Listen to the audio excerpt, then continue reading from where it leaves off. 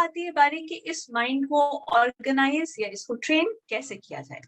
अब I am coming back to what we had visited. मनस का काम है to think and to unthink, बुद्धि का काम है to decide whether it is favourable और नॉट, अहंकार is our self identity and चित्त इज द फीलिंग जोन।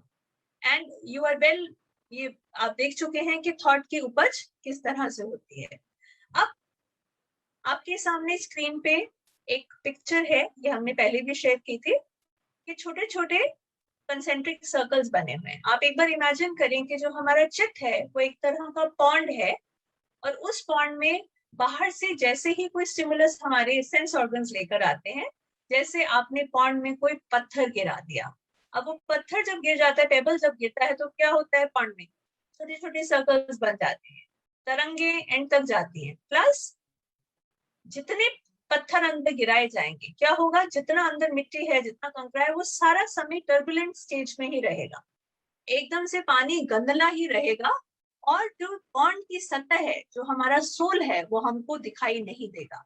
तो I am trying to give you analogy कि हमारा माइंड बॉडी सोल कॉम्प्लेक्स कैसे वर्क करता है। तो एक्सटर्नल जितनी भी चीजें आ रही है वो पेबल्स हैं, जितनी भी इंफॉर्मेशन है, जितनी भी स्टिमुलस है। पॉन्ड के अंदर जितने मिट्टी है वो हमारे सारे लिमिटिंग बिलीफ सिस्टम्स हैं, हमारे माइंडसेट्स हैं, हमारे पैटर्न्स हैं। जो सतह है वो सोल की तरह है। तो अगर मैंने सोल को देखना है तो इस पानी को शांत होना बहुत जरूरी है। अगर इसमें लगातार पेबल्स या पत्थर गिरते रहेंगे तो पानी हमेशा एक टर्बुलेंट स्टेज में रहेगा। तो इसको अंडरस्टैंड करें कि हर चीज क्योंकि चित्त के थ्रू होकर जानी है, और आत्मा के दर्शन चित्त के माध्यम से होने हैं, तो इसलिए एकाग्र चित्त होना बहुत जरूरी है। मतलब कि पॉन्ड को शांत होना बहुत जरूरी है। मैं अपनी स्पिरिचुअल जर्नी में जहां फंसी खड़ी थी, और जहां पे मेरे ये मेंटर ने आके मुझसे मन के बारे में पढ़ने को कहा, I was not ready to discipline myself to meditate, to go into serious discipline. क्योंकि मुझे बहुत सारी चीजें एक्सपीरियंस से वैसे ही मिल गई थी, तो मुझे लगा ऐसे खेलते खेलते बड़े मजे आ रहे हैं लाइफ में, और मैं बहुत कुछ ऐसे ही सीख जाऊंगी। But I came to a point where I found that I was not progressing any further, and now my progress was conscious to me. तो मुझे था कि नहीं, मुझे तो आगे बढ़ना है, पर आगे बढ़ने के लिए जो सेल्फ डिसिप्लिन था वो क्यों करना है। तो सब कहते थे मेडिटेट करो, मेडिटेट करो, मेडिटेट करो। हम अपने आसपास सुनते हैं, हम अपने पेशेंट से भी कई बार कहते हैं कि do some meditation, do some relaxing techniques. But वो मेडिटेशन क्यों करना है वो मुझे क्लियर नहीं था। वो मुझे तब क्लियर हो पाया जब मैं इस बात की एनालॉजी को समझ पाई कि हमारा चित्त और हमारा सोल किस तरह से फंक्शन करता है, और कैसे हमारे एक्सटर्नल स्टिमुलाई हमारे चित्त में बहुत सारा टर्बुलेंस क्रिएट करते हैं। तो अगर मुझे मन की सुननी है तो मुझे इन टर्बुलेंस में रहना है, पर अगर मुझे आत्मा की सुननी है तो उस आत्मा को सुनने के लिए, देखने के लिए, और ये डिफरेंशिएट करने के लिए कि ये मेरी थॉट या डिजायर है या मेरी इंट्यूशन है, इसको फर्क करने के लिए बहुत जरूरी है कि मैं एकाग्र चित्त हूँ। और उसके लिए जो सबसे अच्छा टूल है वो है मेडिटेशन। तो I question everything in my life. मैं अगर लाइफ में कुछ भी नया करती हूँ या कुछ भी मैं अगर अपनी लाइफ स्टाइल में चेंज लाती हूँ, आई क्वेश्चन एवरीथिंग कि हाउ डज इट सर्व मी, ये मेरे साथ कैसे वर्क करेगा। तो मैं इस कंक्लूजन पे कि मेरे लिए मेडिटेशन जरूरी है और ये डिसिप्लिन मुझे अपने अंदर लाना पड़ेगा, तब पहुंची जब मैं मन को अच्छे से अंडरस्टैंड कर पाई और उसकी फंक्शनिंग्स को अंडरस्टैंड कर पाई। तो अब हम एक एक करके अंडरस्टैंड करेंगे कि मेडिटेशन हमें कैसे हेल्प करती है। डॉक्टर चांदना ने अभी पीछे मेडिटेशन की साइंस के ऊपर पूरी बात की थी। मैं साइंस का एस्पेक्ट नहीं पकड़ूंगी, बट मैं प्रैक्टिकल स्पिरिचुअलिटी के माध्यम से आपको अंडरस्टैंड कराऊंगी कि how meditation is going to improve. तो हमने अभी ये वाला इसी डायग्राम को एक बार आप अपने मन में रखें कि थॉट कैसे आता है, राइट। तो हमारे सेंस ऑर्गन से हम इंफॉर्मेशन लाके चित्त को देते हैं, फिर वो मनस पे जाती है, फिर बुद्धि उस पर डिसीजन बनाती है, और सोल हमारे चित्त के साथ इंटरफेस के अंदर है। तो how does meditation help us achieve relaxation, achieve our goals. तो जैसे ही हम मेडिटेट करने की बात करते हैं तो हमारे मन में पहली पिक्चर क्या आती है कि हम एक शांत किनारे पे, मतलब बहुत ही शांत सी जगह पे बैठे हैं। तो जब हम शांत जगह पे बैठने की बात करते हैं तो हम क्या कहते हैं कि आप आंख बंद कर लीजिए, और आवाजों को दूर कीजिए, and you're not eating anything, you're not doing, sit comfortably. So what are we trying to do? What we are trying to achieve is कि हम outer world से जितना भी stimulus है उसको कट आउट करने की कोशिश कर रहे हैं, ताकि हमारी सेंस ऑर्गन्स जो है वो रेस्ट पे आ सके, हम कंफर्टेबल उसके अंदर बैठे, ताकि हम अंदर से परेशान ना हो। तो पहला ट्रैफिक हमने क्या बंद करना है, हमने आउटर वर्ल्ड का ट्रैफिक बंद करना है। यहीं पे मैं इसी को बात कह दूं कि हम जब आउटर वर्ल्ड का ट्रैफिक बंद करने की बात करते हैं तो हम अननेसेसरी कितना सारा स्टिमुलेशन हम लेते हैं, हम न्यूज सुनते हैं। तो I just recently saw a channel, एक ही बात को बार बार breaking news breaking news breaking news, तो हम वो क्या हो रहा है, वो माइंड में एक के बाद एक के बाद एक के बाद एक पेबल्स फेंके ही जा रहे हैं, तो पानी कभी शांत हो ही नहीं सकता। तो हमें कॉन्शियसली अपने स्टिमुलाई को कट डाउन करना पड़ता है।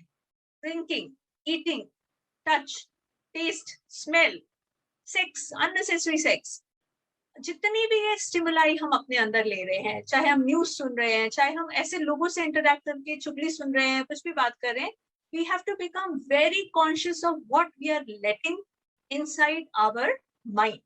तो पहला जो शर्त है वो ये है कि आप जितने पेबल्स हैं उन पेबल्स को थोड़ा कम कीजिए, उतने ही पेबल्स अंदर डालें जितनी जरूरत है।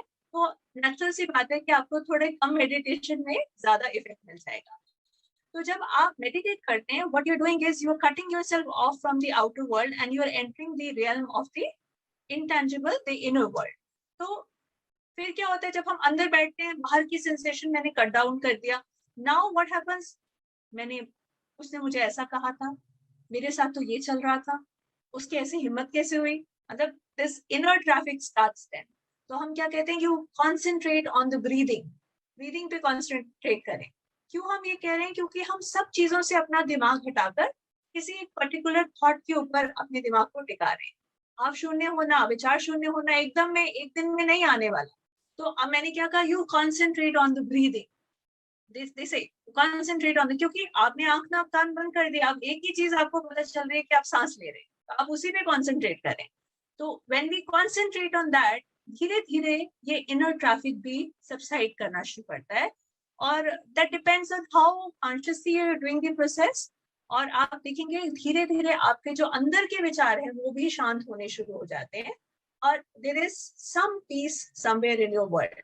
तो जैसे जैसे अंदर शांति आती है, you have better concentration, you have sharper intellect also.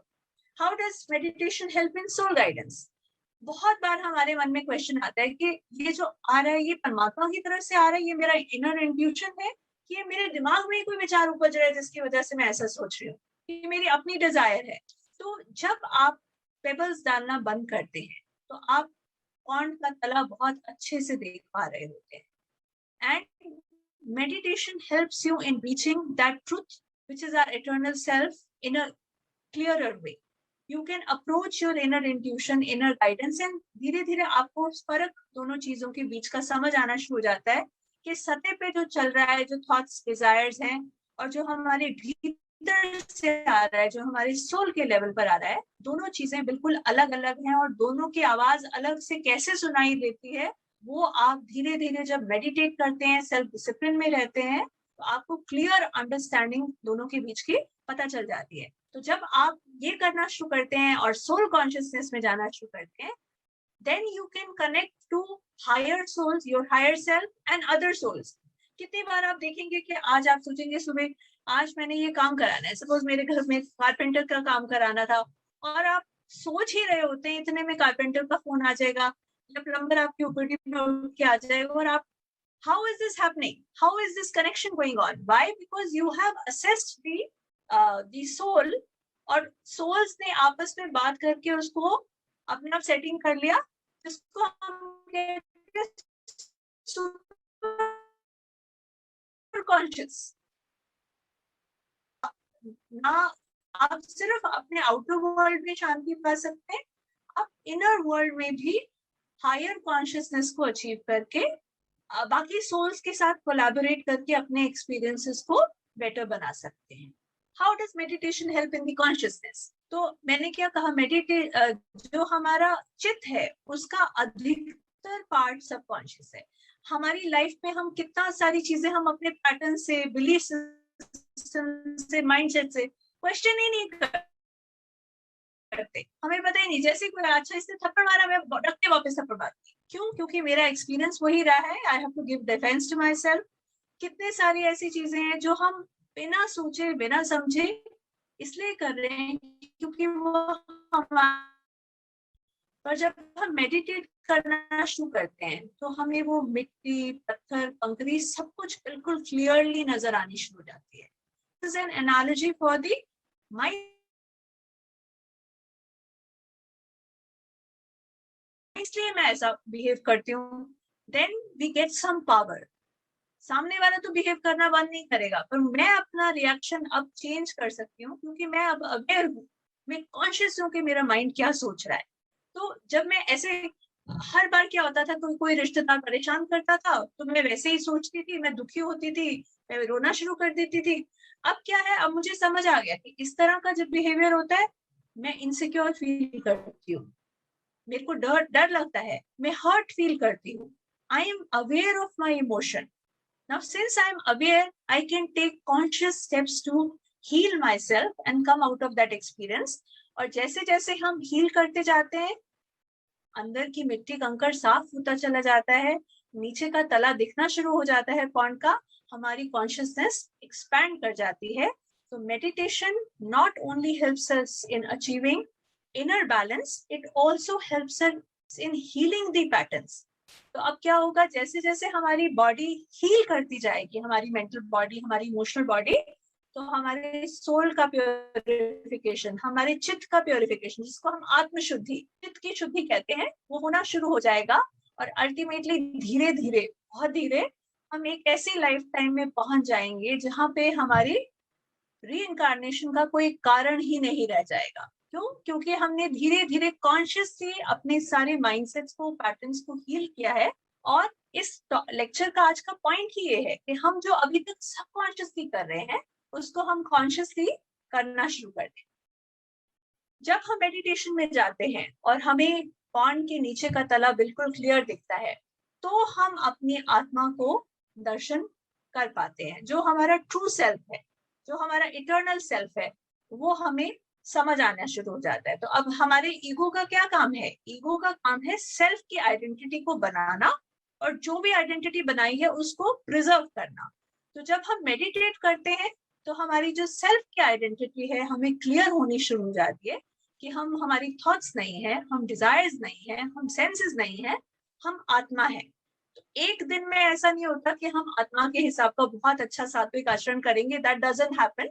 It takes discipline, it takes being at the practice, जिसको हम साधना कहते हैं। मेरे लिए अभी तक साधना का कोई मतलब नहीं था, बट नाउ आई अंडरस्टैंड कि बार बार जब हम इस प्रोसेस को करते हैं, जैसे कि डॉक्टर संदीप जोत ने अभी कहा था कि when we make it a practice, then slowly the chit gets purified and we can understand that what we are the soul। वो हमें समझ आना शुरू हो जाता है। और एक बार हमें जब ये स्वाद आ जाता है कि हम तो सोल हैं, तो हम बाहरी फैक्टर्स के कंट्रोल से बाहर निकल जाते हैं और एक सरेंडर की स्टेज में आ जाते हैं कि जो करना है मालिक ने करना है, वो कहेगा तो कर लेंगे। तो आप एक हार्ट सेंट्रिक लाइफ, एक लव बेस्ड लाइफ को जीना शुरू कर देते हैं। ये आपको मेडिटेशन से गिफ्ट मिलता है, but for that you have to be very disciplined in your practice. I will not go much into the technique of meditation because that is not the role. Yeah. What is important is that meditation क्यों करनी है।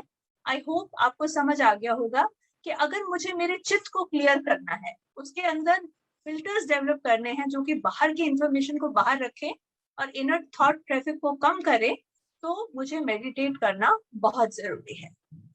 Definitely, as I said, the more we meditate, the quality of thought, the thought content starts improving. We have better quality of thoughts. Thoughts are based in love. They are based in purity. They are based in bliss.